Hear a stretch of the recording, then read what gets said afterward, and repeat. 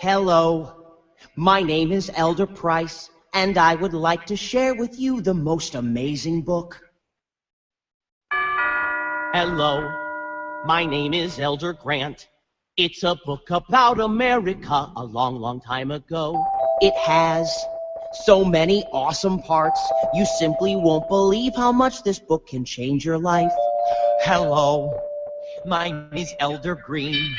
I would like to share with you this book of Jesus Christ. Hello, my name is Elder Young. Hello, did you know that Jesus lived here in the USA? You can read all about it now. Hello, in this nifty book, it's free. No, you don't have to pay. Hello, my name is Elder Smith, and can I leave this book with you for you to just hurry? Well, hello, my name is Doug Bundy, formerly known as Elder Bundy. When I was out there as a young missionary and ringing doorbells and trying to get people to read the Book of Mormon and understand the restoration of the fullness of the gospel. But now I'm here as your host on Voices from the Dust TV for Thursday, the first day of May, 2014. We welcome you to our show where we share the reason for the hope within us, the reason why the Latter-day Saints are Christians, and the reason why you should be too. Our message not only explains what distinguishes LDS Christian doctrine from non-LDS Christian doctrine, but also why we declare that the only salvation remaining for the Gentiles is for them to repent and to be baptized and thus to be identified in the same covenant and to worship at the same altar as Israel. We've discussed this in past episodes of Voices from the Dust since last August, and you can access those video and audio files from our website, voicesfromthedust.org. voicesfromthedust.org. You can just go there and click on the menu item TV, where you can watch the program live, or you can click on one of the links provided for our YouTube channel or our Google Plus page or our Facebook page, and they're all entitled Voices from the Dust, and you can watch it live there. On our Facebook page, just click on the tab labeled KVFD TV live anytime today to watch the program live up till between now and 10 o'clock Mountain Time, or recorded thereafter. Or to watch yesterday's previous episode, you can click on KVFD TV yesterday to watch that program. Well, it wouldn't be much worth it. I mean, it was a good program yesterday, but we were plagued with technical difficulties when our hangout session was abruptly cut off, and we had trouble reconnecting, and our guests had trouble reconnecting. But today, hopefully things are going to go much more smoothly. We don't have any guests today, at least up to this point, but we will continue apace regardless. So yesterday we talked a lot about, and we have been talking all week, about our awful situation here in America, and especially how the Voices from the Dust declare that the Americans, that the Gentiles must serve the God of the land, or they shall be swept off of it. And as previous civilizations have been swept off, and it's never been pretty. It's always been something that is when they are fully ripe in the iniquity which they become, if they reject the gospel and refuse to serve the God of the land and serve idols and others that are not gods, then they are swept off the land in the judgments of the Lord. And we're seeing a lot of that, evidence of that now, but we learn a lot about it in the Book of Mormon, where are recorded these voices from the dust, or whispering. The Lord said in chapter 29 of Isaiah that they would whisper from the ground. And so we are featuring these whisperings that come out of the ground. And our whisper out of the ground for today is taken again from chapter 4 of 2nd Nephi, which we tried to play yesterday, but because of our technical difficulties, just barely got started with it and didn't get to finish it. And so we're going to play that one over today, and then we'll discuss it on the other side. And now I, Nephi, speak concerning the prophecies of which my father hath spoken, concerning Joseph, who was carried into Egypt. For behold, he truly prophesied concerning all his seed. And the prophecies which he wrote, there are not many greater.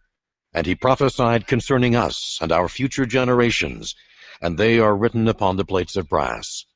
Wherefore, after my father had made an end of speaking concerning the prophecies of Joseph, he called the children of Laman, his sons and his daughters, and said unto them, Behold, my sons and my daughters, who are the sons and the daughters of my firstborn, I would that ye should give ear unto my words. For the Lord God hath said that, inasmuch as ye shall keep my commandments, ye shall prosper in the land. And inasmuch as ye will not keep my commandments, ye shall be cut off from my presence. But behold, my sons and my daughters, I cannot go down to my grave, save I should leave a blessing upon you. For behold, I know that if ye are brought up in the way ye should go, ye will not depart from it. Wherefore, if ye are cursed, behold, I leave my blessing upon you, that the cursing may be taken from you, and be answered upon the heads of your parents. Wherefore, because of my blessing, the Lord God will not suffer that ye shall perish. Wherefore, he will be merciful unto you and unto your seed forever. And it came to pass that after my father had made an end of speaking to the sons and daughters of Laman, he caused the sons and daughters of Lemuel to be brought before him. And he spake unto them, saying, Behold, my sons and my daughters, who are the sons and the daughters of my second son. Behold, I leave unto you the same blessing which I left unto the sons and daughters of Laman. Wherefore thou shalt not utterly be destroyed, but in the end thy seed shall be blessed.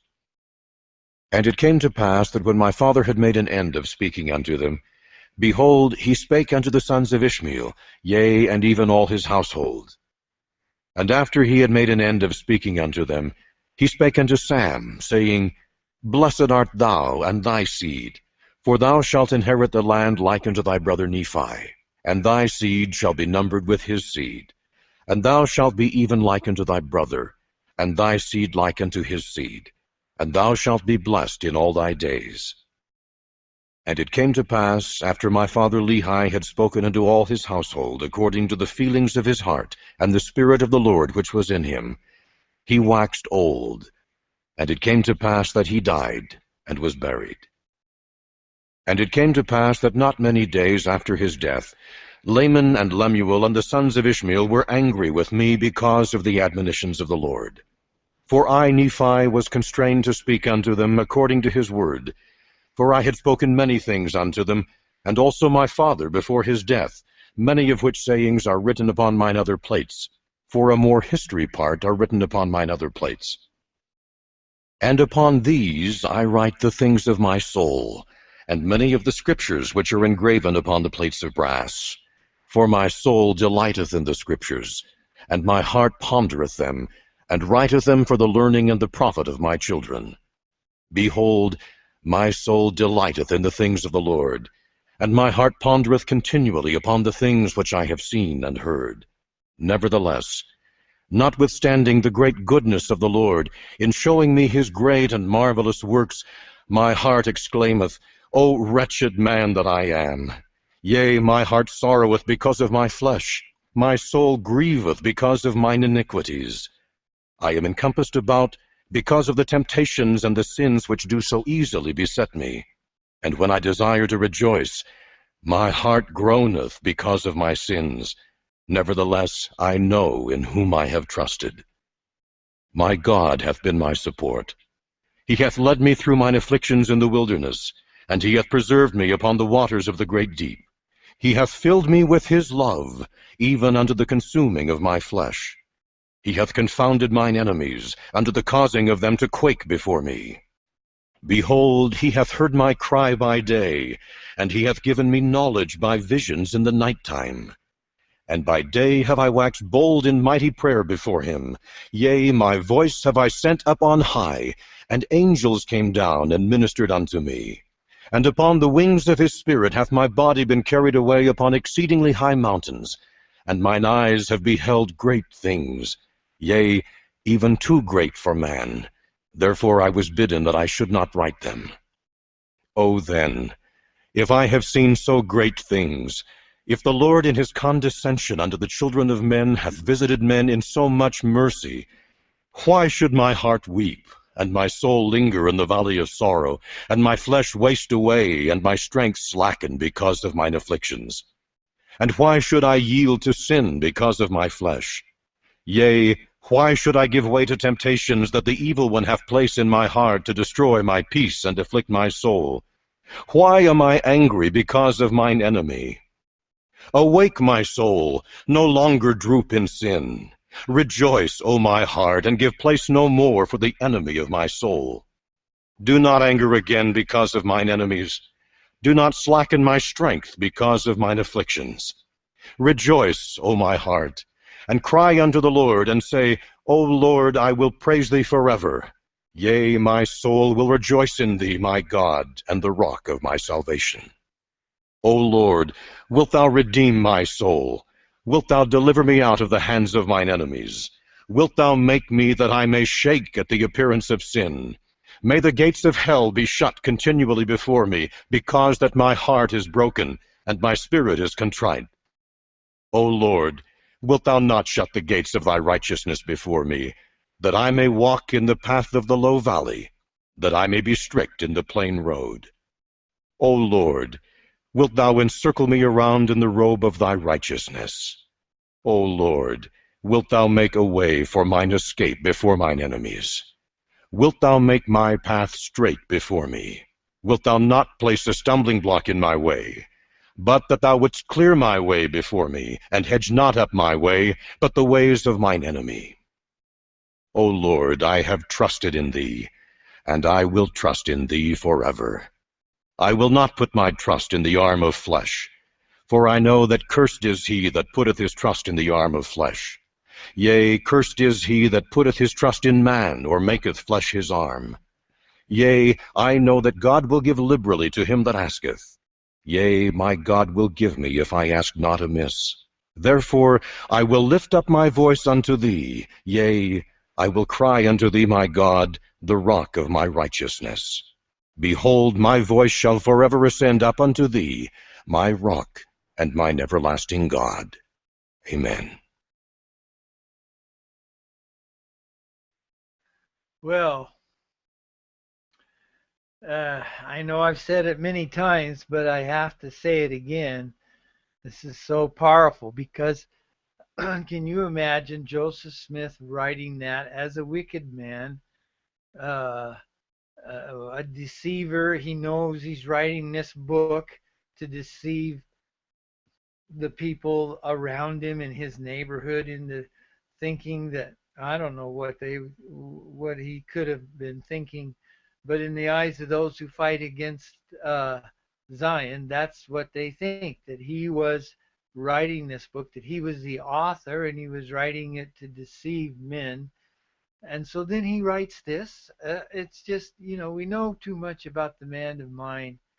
It brings to mind that Nemelka character in Salt Lake City that pretended to write the other portion, the sealed portion of the Book of Mormon, and you could read 2 or 3 uh, lines of that and see how poorly it fared compared to what Joseph Smith wrote. It was obvious that it was just an imposition. It was a fraud, and of course later he admitted that.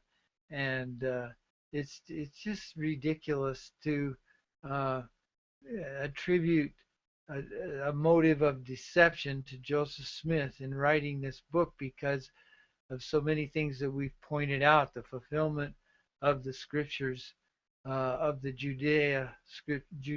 the scriptures of Judah, the Bible, where the Lord tells us what He's going to do in terms of the marvelous work, the and wonder that he was going to perform, he said, and how it would come out with a book that was delivered to somebody unlearned to translate, and so on. And then, of course, the whole thing of the olive tree, the allegory of the tame and wild olive trees, and how all of that fits in. And when we talked about the type and shadow that Joseph of old was, uh, compared to today, how they fit. And he would have had to know and understand all of that in the great details that were involved.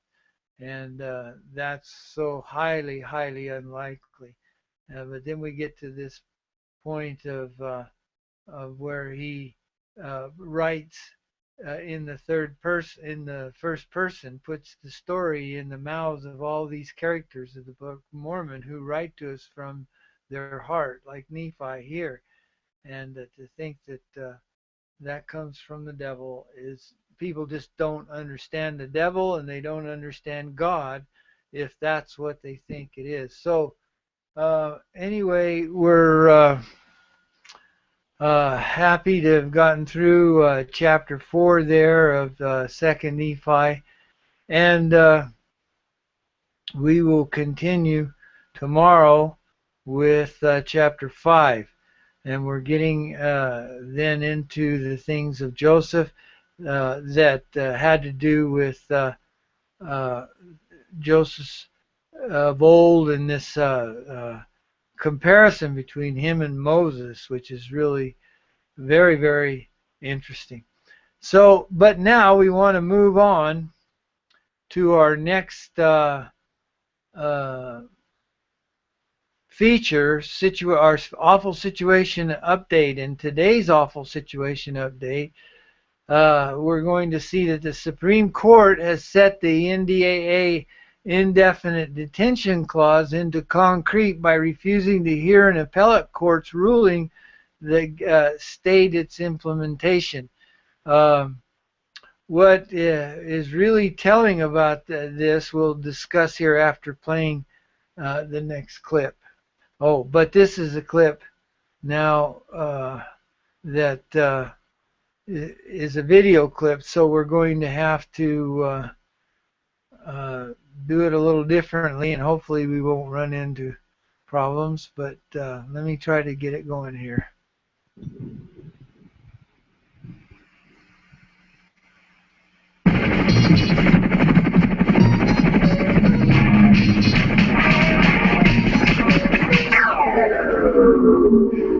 What's up, folks? I'm Abby Martin, and this is Breaking the Set.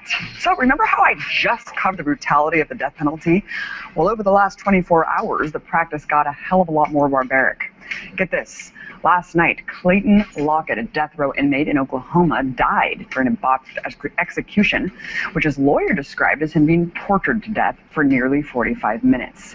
See, soon after Lockett was administered a lethal injection and declared unconscious, he began breathing heavily, writhing, clenching his teeth, and straining to lift his head off the pillow, according to The Independent. After it was clear the injection went awry, prison officials halted the execution. But it was too late, because after he seized for nearly 45 minutes, Lockett suffered a fatal heart attack in the death chamber. And although prison officials are blaming a vein failure for the mishandled procedure, Lockett's lawyers are raising questions about the drug that was used to kill their client. So, no matter how heinous the crimes are that people like Lockett may have committed, society should not be sanctioning the torture and execution of anyone, because that makes us no more barbaric than them.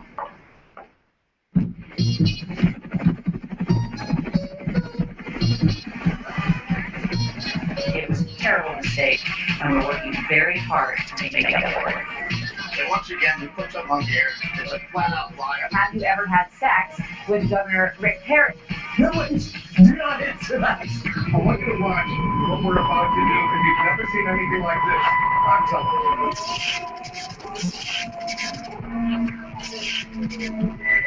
What we need is to question more and to keep it a sense of real and raw. My simple mission is to change and grow. I'm a big with passionate, fire and tone. These working hard days, watching you yet, but you need to tune in because we're ready to set.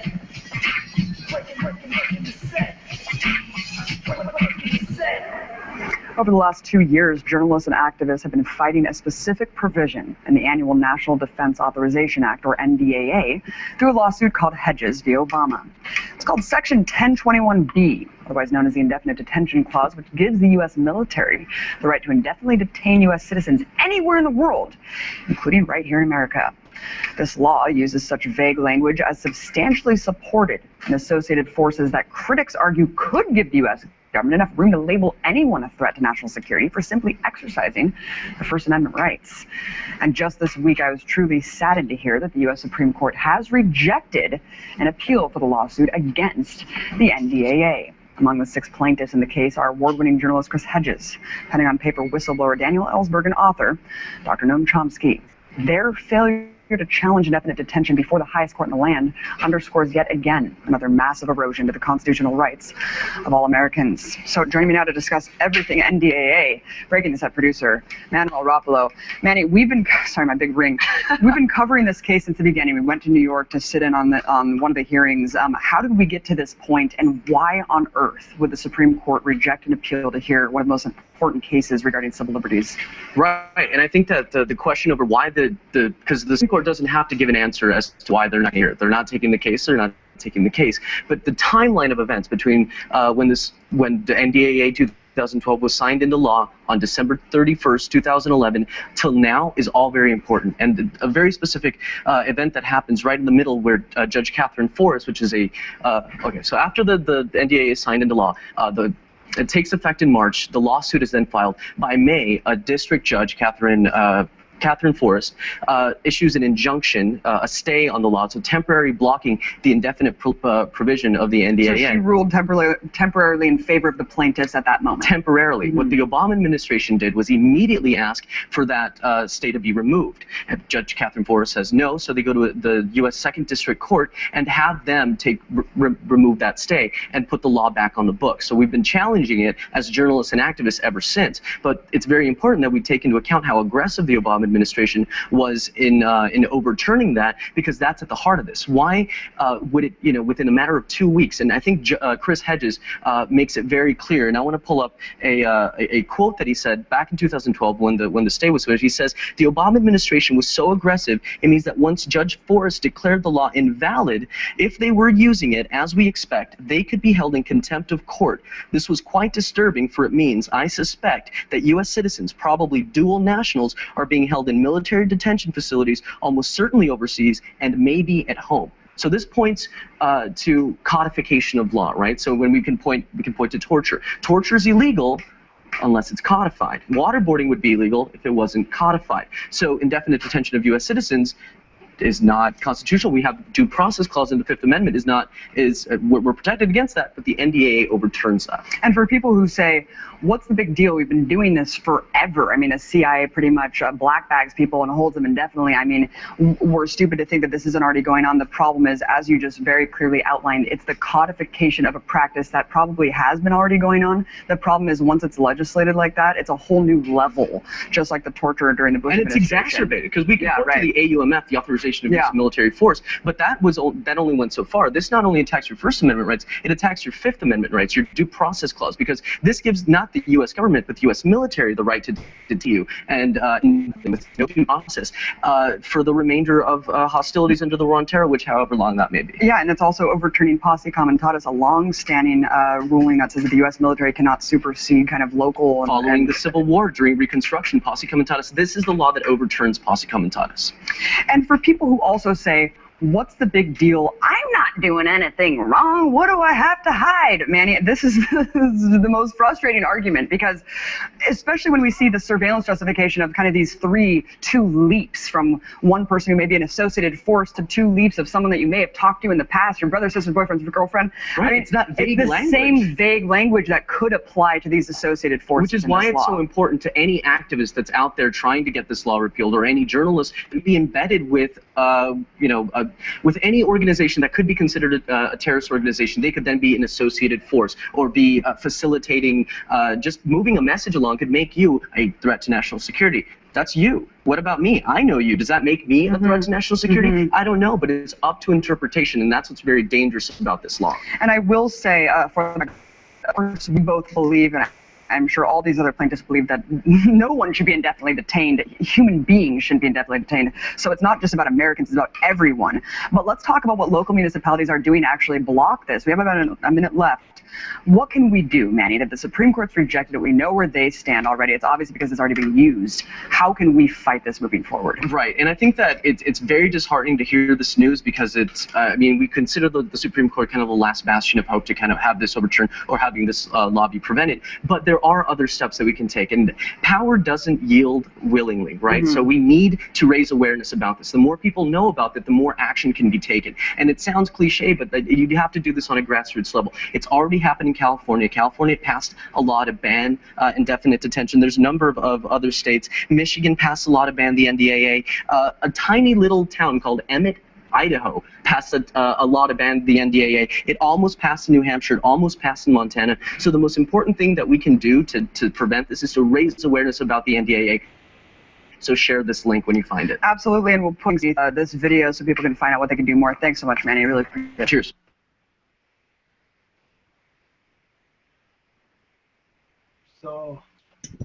So you know, I apologize. I didn't have it queued up, so the first 2 minutes were irrelevant to what we're talking about here. But it was an amazing thing to me to think that we can overcome the federal government that is really truly aimed at our throats here.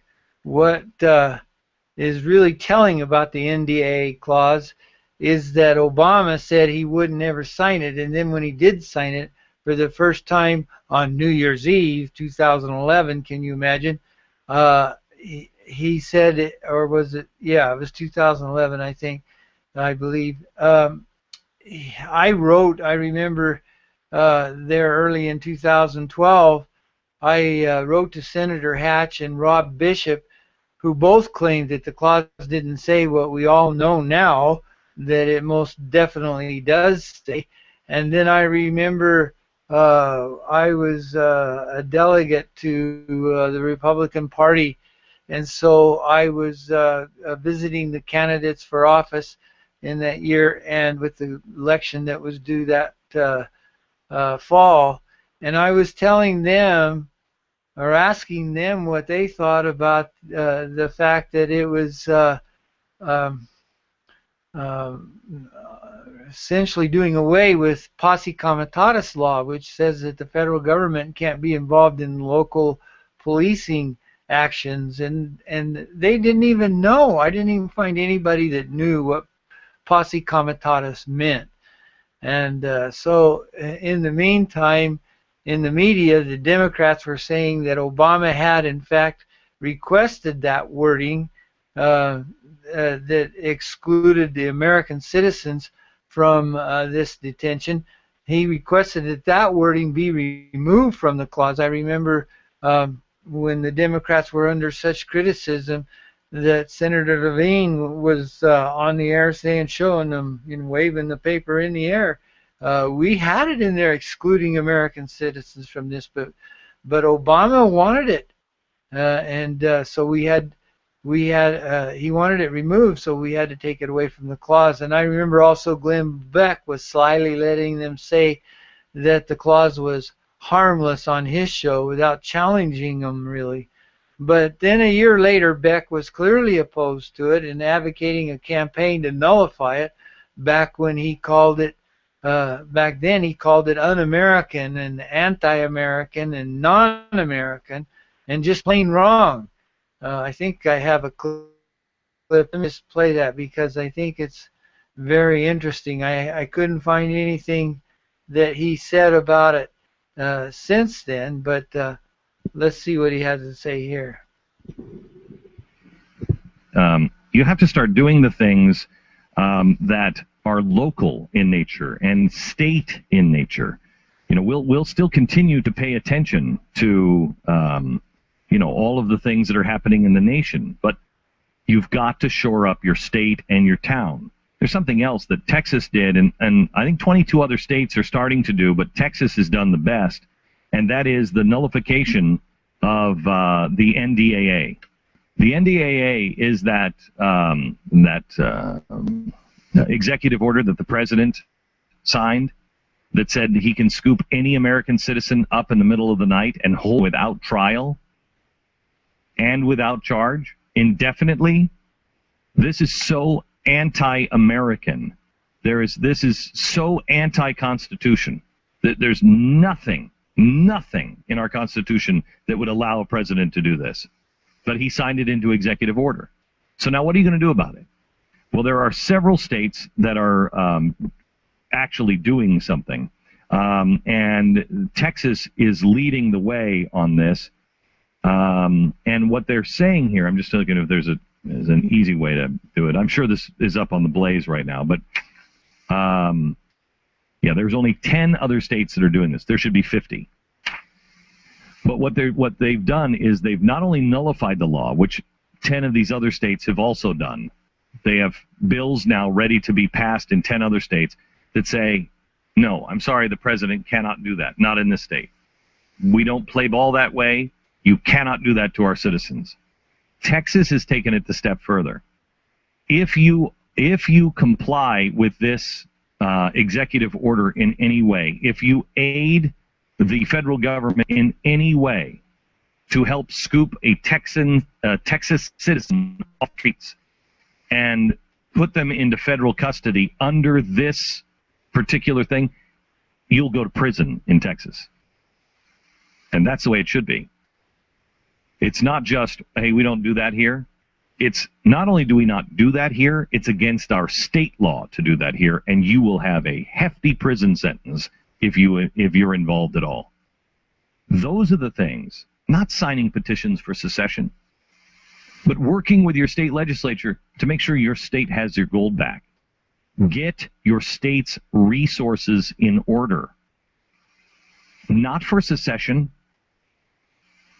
Get your state's resources together, because when, and God forbid, there is a collapse, you have to make sure that your state survives. Not because, hey, it's our state and we're going to survive and screw everybody else, but because somebody's got to be a lifeboat. Think smaller. The United States of America used to be the lifeboat for the world. We could lift everybody else up because we were strong. Now we're not that for the world. We're not that for the world. Now, who's going to be that for the rest of the American citizens? We have to look at this as a positive, not a negative. We're not doing it to secede. We're doing it to succeed. We want to succeed as a nation. Somebody has to be there to help others. And unless your state has its gold, unless your state has strong regional and local banks, take your money out of banks at Citibank and everything else, and put them in a state or a local bank where you know that bank. Put your resources with your neighbors and make sure your state has their gold. Make sure your state is passing laws that say, I'm sorry, but this one is unconstitutional. This one we will not comply. We won't. And I'm sorry. You can say that about, health care or whatever. But this is in a totally different ballpark. Healthcare, you're paying taxes for just existing. That's unconstitutional. It's wrong. Sorry. I don't care what the Supreme Court says, it's wrong. But this is in a different category. The president has a right, just on his word, to scoop up any American citizen and hold them without charge or without trial indefinitely. Sorry. That's a gulag. That's what that is. And that is absolutely un-American. Un-American, anti-American, not American, however you want to call it. It's wrong. It's wrong. Those things you should be able to get your state to agree on. And make positive steps to reinforce yourself, your town, your neighborhood, and your state. What Washington does, Washington does. You've got to emergency movements to strengthen locally. Well, it sounds like a good idea. The idea of nullification, because this is an un-American, anti-American, it's not American, just plain wrong. But yet the U.S. Supreme Court has upheld it by their refusing to hear the case. The appellate court case that set aside the stay. Man alive, we're in deep, deep trouble. And so we have to understand, and the things that are getting more and more serious. Now it's going to be interesting to see what Glenn Beck says about this now, because he's changed a lot, and a lot of us have seen it and realized that, as Alex Jones has said, he's probably a Judas goat and leading people away, because somehow his words are hypocritical now. Well, we'll see what he has to say on this, but I think he was right in terms of the states standing up. They should have, but this somehow is not creating the outrage that it should be creating. I don't think people understand it. As I said, I got letters from Senator Hatch and Senator not Senator, but Representative Rob Bishop, both of them telling me that there was nothing to worry about, that it didn't apply to citizens. But of course we know it does now. Let's listen to something lately where Tom McMillan has introduced a bill in his state, I think it's Michigan, to nullify the NDAA clause, as Glenn was advocating there. Let's see how that goes.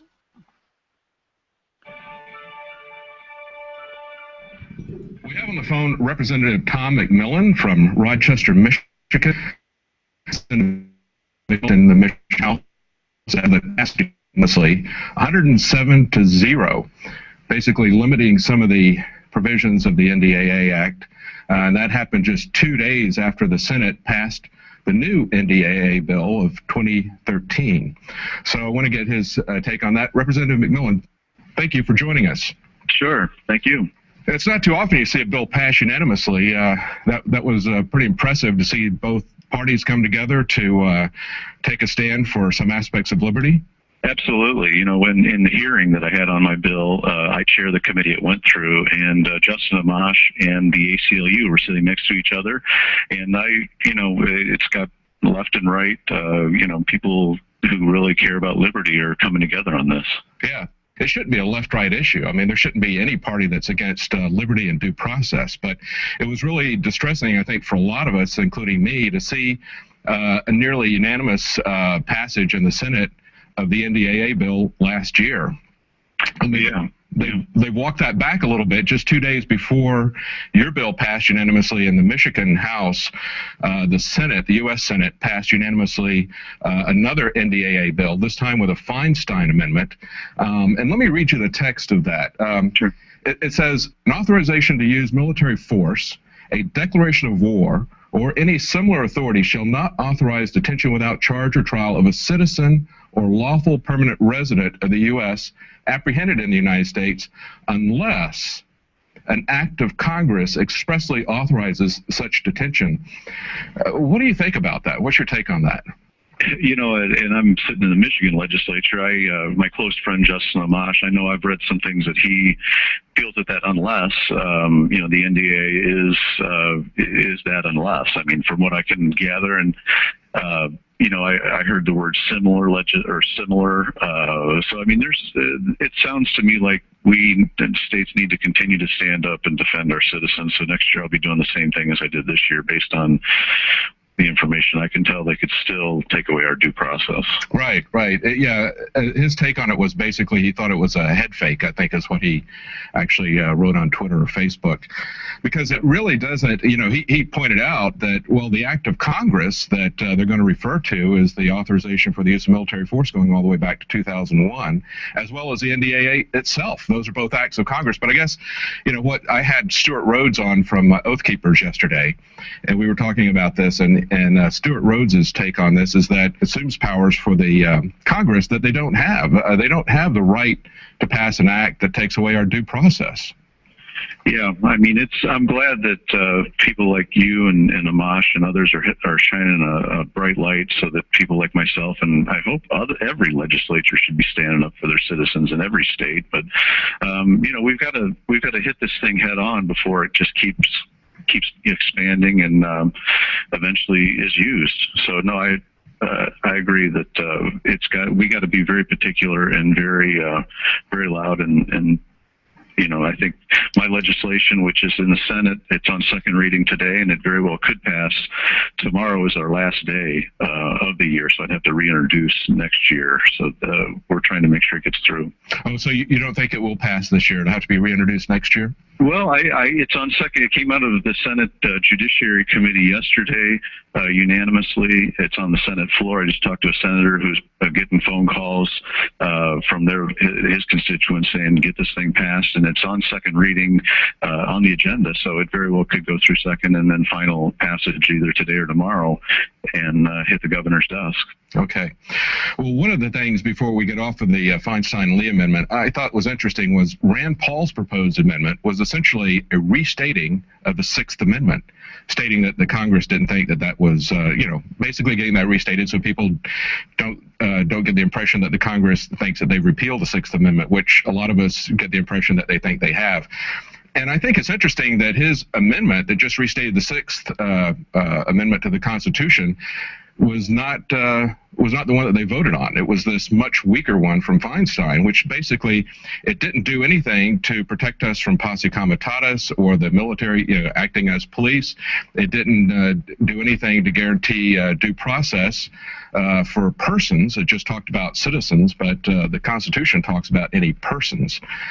Sure. So there's a lot of issues with this Feinstein amendment, very, very weak compared to the Rand Paul statement. And it's interesting that the Senate shied away from endorsing the Sixth Amendment.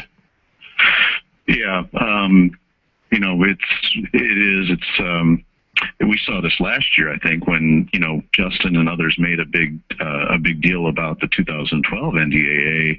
There was an amendment that basically did nothing, and everybody went home and said we did something. And I actually talked to a congressman from Michigan who had voted no initially, but then said, well, with that amendment, I was fine. But you see this a lot where there's cover that they think that they pass a meaningless amendment, and then they can claim that they've stood up for freedom. So it's when we got people like yourselves and Justin and others, it's able to make sure that people understand what's really going on.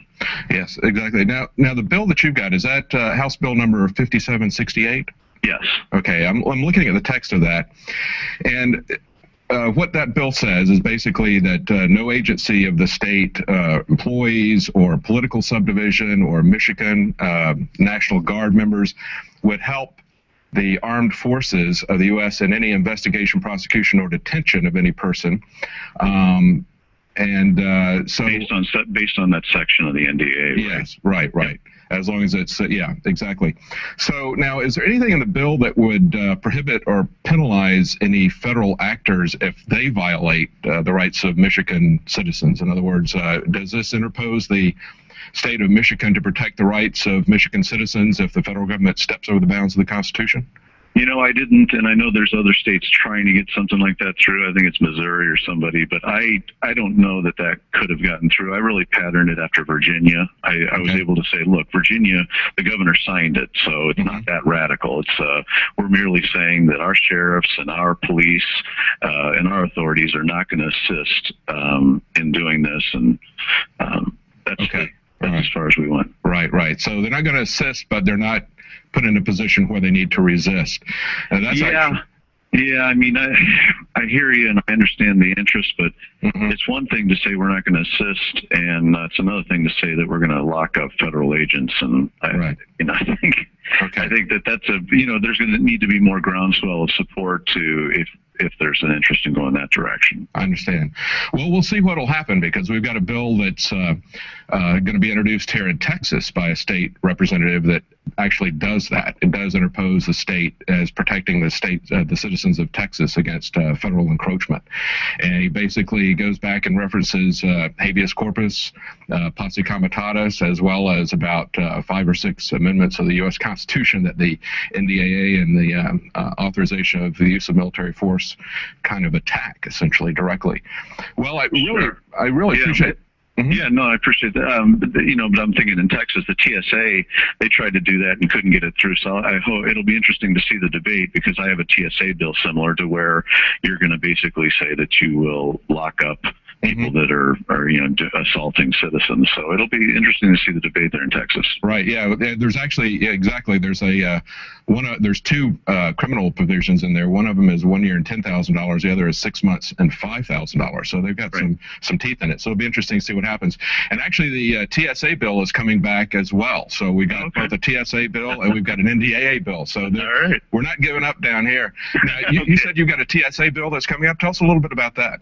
Well, no, it's still in committee. I've been trying to get it out of judiciary, but it's it's patterned after, I think, Texas or others. So we'll be watching, and it certainly is helpful when one state moves in a direction and others can say, look, this is what that state's doing. So I'll be watching closely. Yeah, the TSA bill got a lot of support when it was in the House. It was some shenanigans that were played by the lieutenant governor in the governor's office once it went to the Senate. So, initially it looked like it was going to pass in the Senate as well last time. But he's also added some provisions in it this time to protect children, because that's something that's a real concern. And David Simpson, the representative that put that in, was talking about it, got really touched about a case of an autistic child who was taken away from his parents and started screaming "man on boy." It's just horrible, the kinds of things that our government feels like they can subject us to at this point. Yep, I agree. So, well, I certainly wish you luck in getting both of these bills through and moving the ball a little bit in that direction. However far we can get it, we'll take it and keep coming after them. Sounds good. Okay, thank you very much. Appreciate your work. Thank you. It'll be interesting to see what. Well, it is interesting to see these efforts going on, and this was a little dated, but it's clear that they're band-aid approaches. I'll never forget the words of a serial killer that was being interviewed by a woman in Los Angeles, I believe. And she asked him, and I've mentioned this before on other programs, but she asked him, the person doing the interview asked the serial killer, who mainly preyed on women, if those women had carried guns, would it had made a difference to him? And he said, not a bit, not one bit, because, and he said the reason why that wouldn't make any difference is because they have to understand, before they could use their weapon against him, the intent of his heart. And he would never reveal that until it was too late. His intention, the degree of his intention and the evilness of his heart, and a serious intention to kill them wouldn't become evident to them until it was too late. And he said, so it didn't matter what weapon they had, because by the time they realized what he intended to do, they would not have access to their weapon or anything else. He'd have complete control over them. And that, I think, is exactly what's happening here. We can see if we want to, but for the most part, we're blind to the fact that Obama intends this to apply to the American people. And once it is, the argument of the court, the appellate court that stayed the lower court's decision, I don't know exactly the legal termination, but set aside, I think, somehow, something like that, that set aside the lower court's decision to issue a stay that would not permit this violation of the Constitution and the freedom of American citizens. And that is who was it that was being interviewed on the RT station was making that point very clear, that the Obama administration moved very quickly to appeal that decision and to have that set aside, the lower court's decision to be set aside. And now that the Supreme Court has decided not to review the appellate decision, that indicates, you know, their intent. His signing that bill and according to Senator Levine, making sure the language that was used in that bill was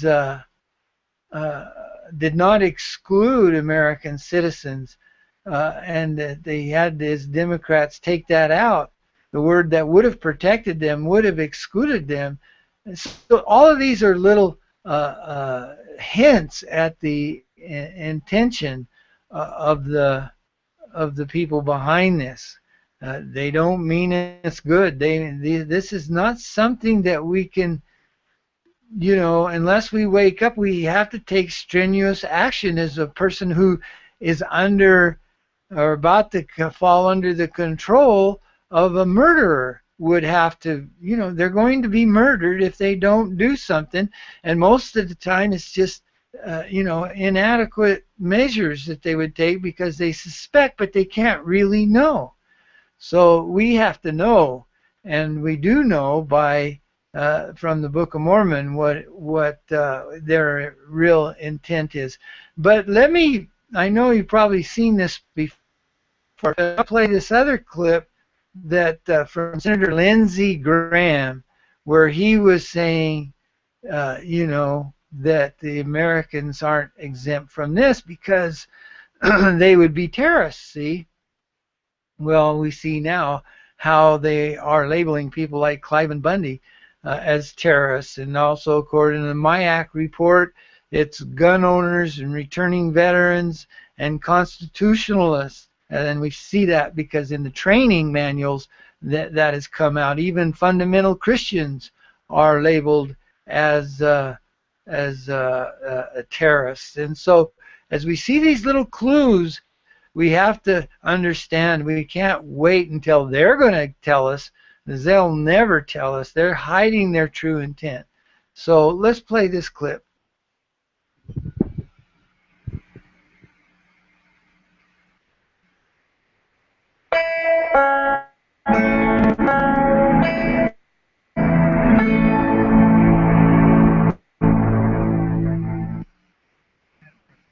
The Senate recently passed a bill.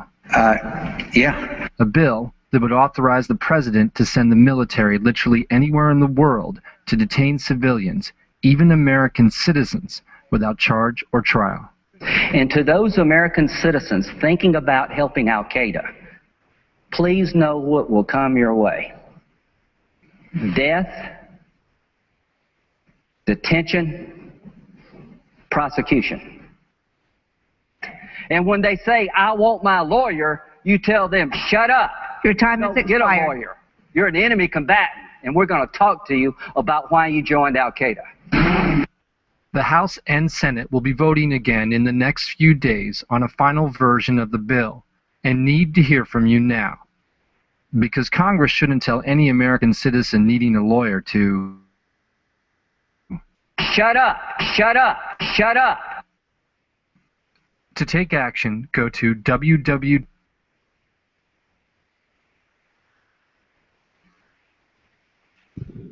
Of course, that was back when it was being debated, and there was some hope that they could stop that. And we were all writing letters. And as I said, I wrote a letter to Senator Hatch. I wrote a letter to Rob Bishop, but the the answer was that I was wrong in thinking that it applied to American citizens, but of course they were wrong. I don't know if they knew they were wrong and they were just being disingenuous, or they just didn't realize the seriousness of it. But we're certainly in a world of hurt now, as the Supreme Court has actually made this, set this into concrete. Really, there's no going back now, and so the states taking action, if it is enough action, would be the important thing now. But we know, because of the Doctrine and Covenants, what's going to happen eventually is that the northern states are going to be divided against the southern states, and the southern states are going to call upon other nations to defend themselves against other nations. Well, that couldn't have happened in the 1860s. That didn't even make sense. A lot of people can't understand how it makes sense today, because they don't understand that there are foreign nations on our own soil and who have been brought here by the federal government and have been here for many years, and they don't understand the things that we were hearing from the economist, about the Chinese and the debt, those people who own our debt, and so on. So the on people, they're stuck in this normality bias, as people call it, and as a result, they refuse to believe that they're in danger. See, the kind of danger that would require drastic action. So let's read again here from the Doctrine and Covenants, section 87, which shows what is going to happen. Now, one of the great criticisms from ex-Mormons and non-members of the church who reject the fullness of the gospel and the restoration of the house of Israel that it announces, they say that this revelation of Joseph Smith obviously didn't come to pass in the 1860s, as many in the church want to establish, and they're right. It didn't. It did in part, I think, but when you read it carefully, you see that it's something to happen in the future, and we're on the verge of that. So let's read it. Verily, thus saith the Lord concerning the wars that will shortly come to pass, beginning at the rebellion of South Carolina. Now, of course, South Carolina is where Senator Graham is from, but they are really they're one of the leading states in this rebellion to what's happening with the federal government, and we can talk about that at some point when we discuss this section specifically, and we'll show how South Carolina is moving out and recognizing the tyranny that is being imposed by the federal government. So we expect them to rebel, and we'll see that, even though they were the ones that were rebelling way before the Civil War before. But they're saying that beginning at the rebellion of the South Carolina, which will eventually terminate in the death and misery of many souls. Well, you can see that has been fulfilled. We've got World War I, we've got World War II, we've got many other wars, the Vietnam War, the Korean War, and so on, and they've terminated in the death of and misery of many souls. But has this been fulfilled then? Well, we think that it will, that the next verse, when it says that the time will come that war will be poured out upon all nations beginning at this place, has not been fulfilled. We are looking at the Crimean takeover by Russia and the threat to take over Ukraine, which is very interesting because of the United States' role in playing in provoking Russia and doing all that is not well understood, of course, because again it's hidden by the press, by the legacy press. But I keep thinking that the fear that it's going to that World War III is going to be breaking out there is not really true. World War III is going to be breaking out here in our own United States. For behold, he says, the southern states shall be divided against the northern states, and then the southern states will call on other nations, even the nation of Great Britain, as it is called, and they shall also call upon other nations in order to defend themselves against other nations. And that has definitely not happened. It wouldn't even make sense until our day, when we now see that other nations are here, that the states would have to defend themselves against. And then it says, and then war shall be poured out upon all nations. And it shall come to pass after many days, slaves shall rise up against their masters. That's never happened. And who are the slaves? People think of the terms of blacks being under slavery, but it's the American people clearly who are being driven down into serfdom, who are the slaves of their masters, is being more and more recognized today. And then it says their masters shall be marshaled and disciplined for war. And that we see is coming. In fact, if we weren't out of time, I would play another video that shows how the local police forces are being armed and trained and even adapting the uniforms and being disciplined, in other words, and marshaled on a federal basis.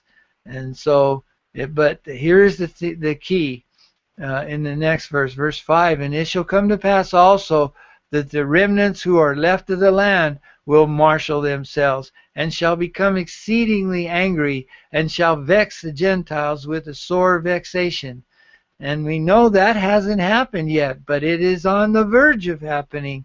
And we could see how that when these things that we understand are coming to pass, the economic crash, the imposition of martial law, the revelation that they're spraying us and polluting the water and changing the food, is all part. We're going to talk about that more tomorrow. But all of that is going to make, when they come to realize it, the remnants of the land, and there are several million of them here in the United States, will marshal themselves and shall become exceedingly angry and shall vex the Gentiles with a sore vexation. And the Lord says he will make their horn iron, and he will make their hooves brass, and they shall beat in pieces many people. And thus with the sword and by bloodshed the inhabitants of the earth shall mourn, and with famine and plague and earthquake and the thunder of heaven and the fierce and vivid lightning also shall the inhabitants of the earth be made to feel the wrath and indignation and chastening hand of the Almighty God, until the consumption decreed hath made a full end of all nations, that the cry of the saints and the blood of the saints shall cease to come up unto the ears of the Lord of Sabaoth from the earth, to be avenged of their enemies. Wherefore he says, stand ye in holy places, and be not moved, until the day of the Lord come. For behold, it cometh quickly, saith the Lord. Amen. Well, we're out of time. In fact, we're over time a little bit now. So we'll take this up again tomorrow, but especially in terms of the eugenicist efforts to, as it says in chapter 8 of Ether in the Book of Mormon, the voices of the dust warn us that they are out to destroy all mankind, as what happened before the flood, or at the flood, because of the condition that men found themselves in. So anyway, until tomorrow, I hope you have a good day, and as my prayer as always is that the Lord's blessings will be with us all, and I pray in the name of Jesus Christ. Amen.